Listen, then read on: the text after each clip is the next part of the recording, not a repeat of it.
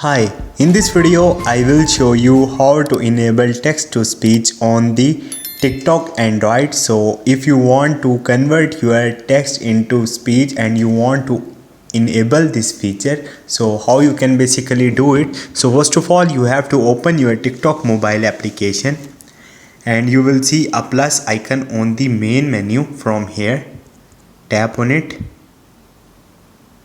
Once you will do it, now you have to shoot some video.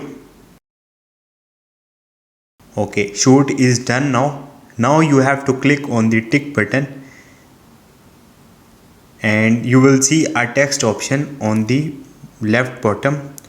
Tap on it and now you have to write some text here. Hi, this is tutorial. Okay, now you have to click on the done and you will see text is here. Now you have to tap on this text and you will see a text to speech on the top. Simply tap on it. So it's converted now. Now volume up your Tutorial. Hi, this is tutorial. Hi, this is tutorial. So you will see it's working now. So this is the procedure. Hope this video will helpful for you. See you next time. Thank you.